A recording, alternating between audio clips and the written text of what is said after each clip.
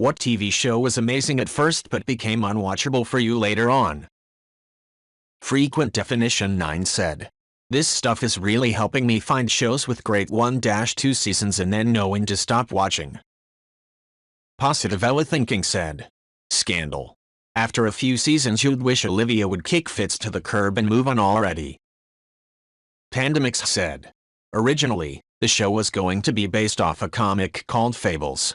The general plot is the same, fairy tale mashup and big bad villain for them to unite against.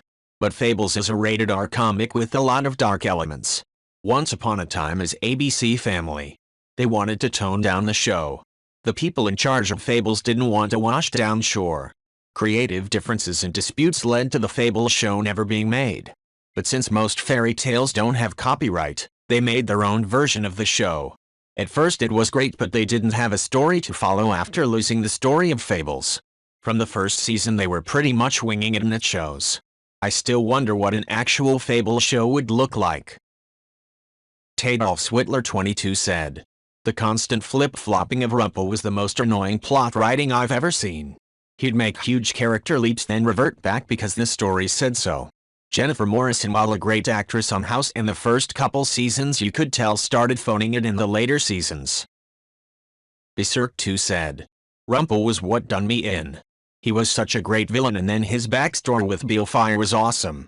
Learning everything he'd done just to get back to him? How he even lost him in the first place.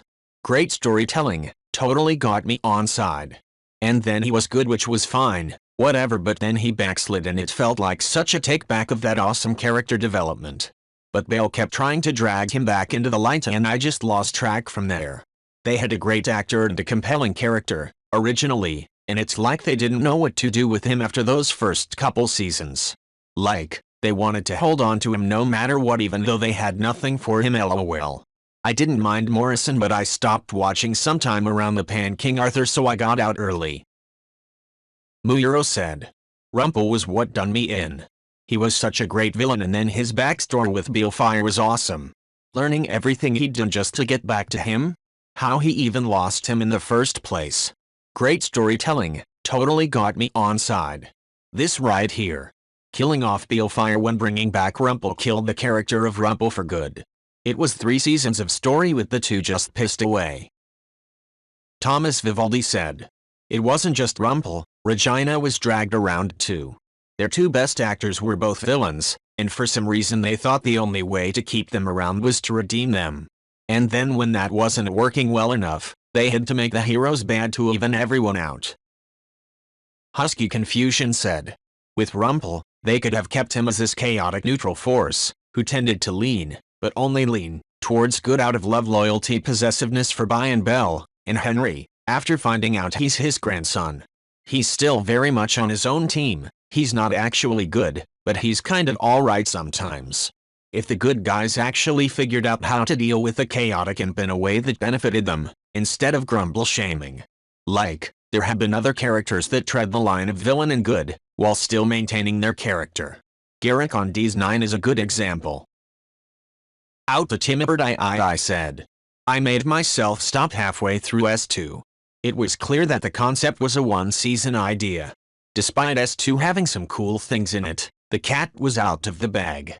From what I've heard this wasn't a bad decision."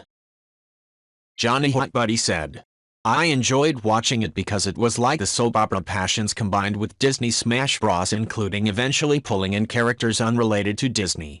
The show was also pretty self-aware, so it had characters complaining about things like people constantly getting pulled into portals or losing their memory."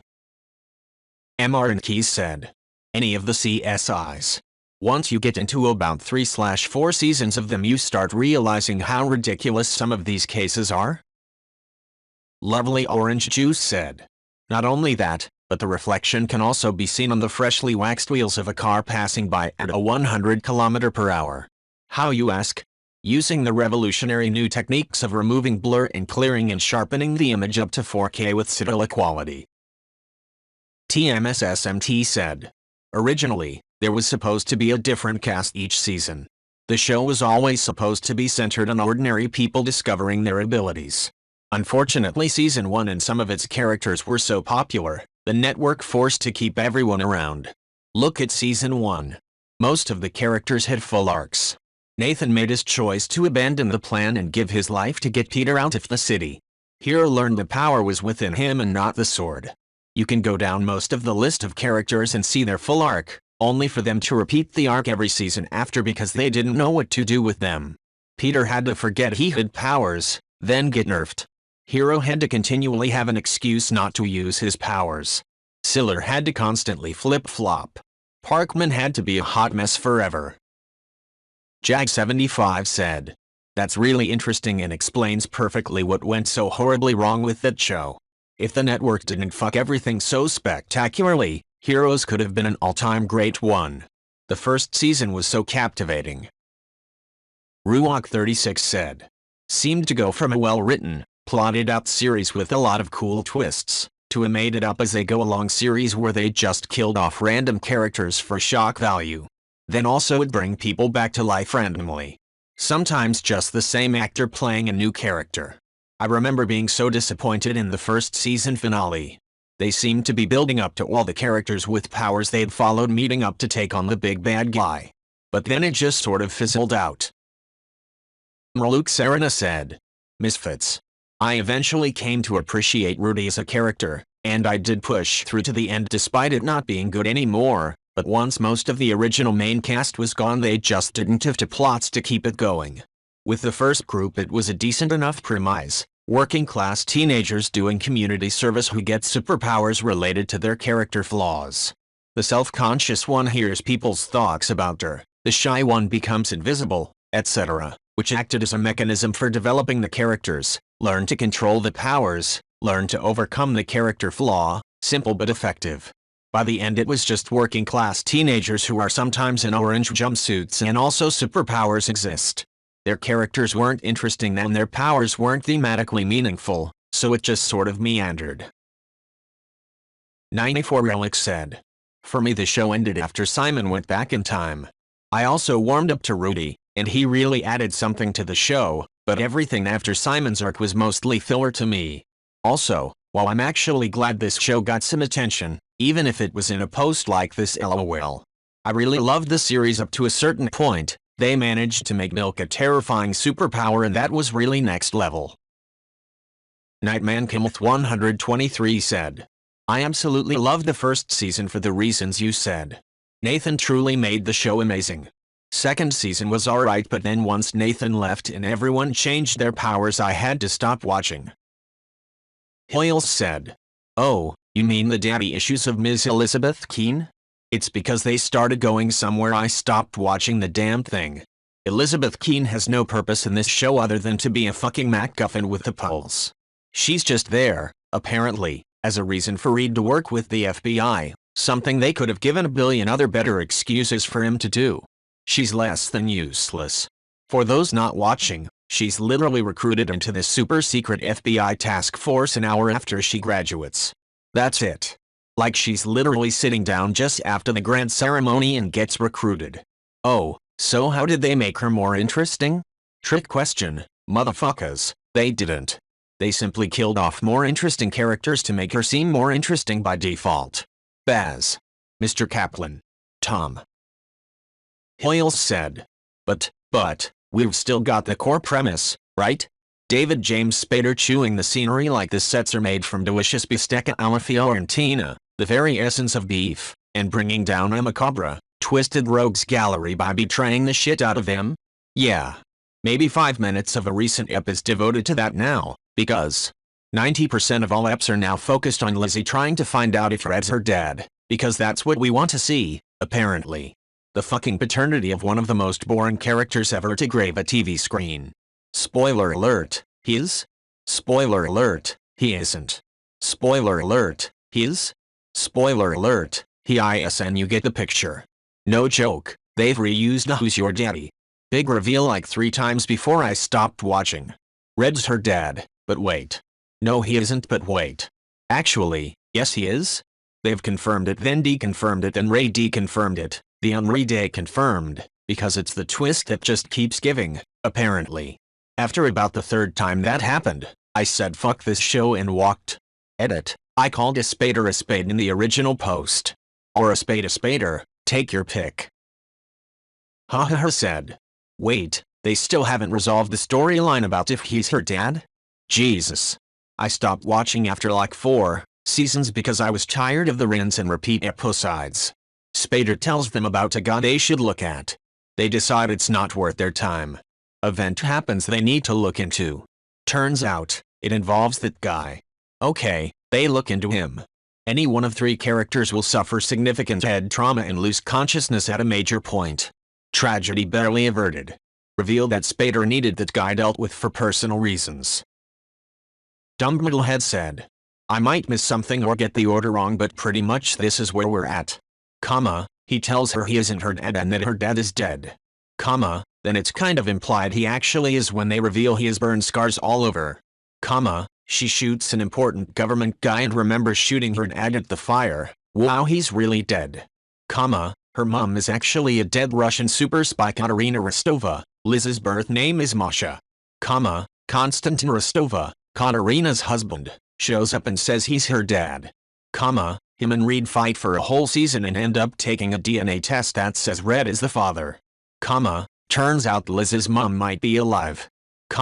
What the fuck? Some cop says Red is not the real Red and he falsified the DNA test and Liz has a sister. They are both daughters of the supposed real Reddington, and they all go against Reddington and end up finding the real Red's bones. Dumb Middlehead said. Wow, I can't believe it. Her mom was actually alive and kidnaps Red. Liz finds out the new Red is actually another spy named Ilya, who was a friend of Katerina's, and when the real Reddington died they conspired to take Red's identity and money, so all this time it was actually Ilya looking after Katerina's kid for some reason. Liz confronts the supposedly fake Red Ilya and he confirms it. Actually the real Ilya works for fake Red LOL. He's a bodyguard or whatever. Him and fake Reed maybe kill Katerina? I don't really remember, but then it's like. This bald guy in a hat isn't Reddington and he isn't Ilya, so who the fuck is he? Is he the actual father? Is he just some rando? What the fuck is going on? Also, half of the most recent episode is animated for some reason. Edit. 50 dudes telling me why the episode was animated. I am aware LMAO, I'm just joking around. I'm high right now, said. My favorite part about PLL is how Season 3 to halfway through Season 5 took place during the span of less than 2 months in Rosewood time. Multiple people were murdered, regained their vision from being blind, became blind again, became A, stopped being A, were checked into a mental asylum, left said mental asylum, finding out you had a secret child then finding out it's not actually your child, presumed dead, came back to life, died again, house fires, people disappearing then coming back like nothing ever happened, being run over by a car, breaking up and getting back together, fucking a ghost, Allison returning to Rosewood, Arya taking a life then getting over it 2 episodes later, and multiple fake murders. I hate this show but I love this show. Silent Shiver said. PLL's real value from the beginning was in its concept, but it became very clear by like Season 3 that the writers were just making things up as they go. They were so focused on subverting audiences' expectations that they ruined a perfectly good idea. It was disappointing to watch them destroy such an iconic teen show. Hustle said. If they'd at least followed the books more then Second A wouldn't have been so disappointing. I hate this idea that reveals can't be anything anyone in the fandom has guessed. The reveal of who A is doesn't need to be wholly unexpected, the twist can be in why they became A or who worked with them to make things possible. Twitter really fucked with the writing for that show. Fans would literally harass the writers and actors if there was any sign that their favorite character was evil or going to die. Tamasha Moosh said. Which was particularly ridiculous as the song is about having an infatuation for a friend's girlfriend. The first damn line of the song is Jessie is a friend the character has just been introduced as an advisory for God's sake. It also doesn't fit when he sings wondering what she doesn't see in me. Finn, dude, you just broke up with her to go on a double date with Brittany and Santana. She saw a lot in you and you squandered it. Ugh, so frustrating. Nobody hates Glee more than Glee fans. Stand by Our Mantis said. Nobody hates Glee more than Glee fans. Hating Glee is the best part of Glee. Honestly, I watched the whole thing and it's the weirdest fucking thing because I hated it the whole goddamn time starting in Season 2, But I was still having fun actually watching the show. It was the epitome of love to hate it TV. I will, however, to this day defend Single Ladies as being one of the best episodes of television ever made. Yeah, it leaned real heavy on ambivalence, but Mike O'Malley was perfectly cast and he and Chris Colfer had fantastic chemistry in every single scene they had together. I especially enjoyed a few episodes later when Kurt wanted to audition to sing Defying Gravity and there was a smash cut to him in the principal's office angrily saying, "You can't discriminate against my kid based on his face, religion, or the fact that he's square as a $2 bill." Amethyst Trinket said, "Seriously, I loved and still do love the first season. It was so tongue-in-cheek and genuinely funny. Yes, they were singing the most predictable songs, but at least they made sense. Later they had so much more production than a broke high school club should have, and Ryan Murphy's plots are kinda all over the place in everything he makes. The moment that lost me is when Lea Michele meets a new guy, Jesse, and starts dating him. Finn is jealous and sings, 'Jesse's Girl.' Ugh." Johannes Chimp said, "I watched a YouTube video recently done by someone who watched Glee for the first time during lockdown and they pointed out something that I always had an issue with while watching the show but could never quite articulate. There were no long-term consequences for anything anyone did. Rachel choked at her NYADA audition and then hounded and harassed Whoopi Goldberg until she got her to come to regionals, and then she gets in and Kurt doesn't, even though he nailed this audition. That moment made me legitimately angry at the time. Also, why in the fuck did a mother and daughter sing Poker Face to each other?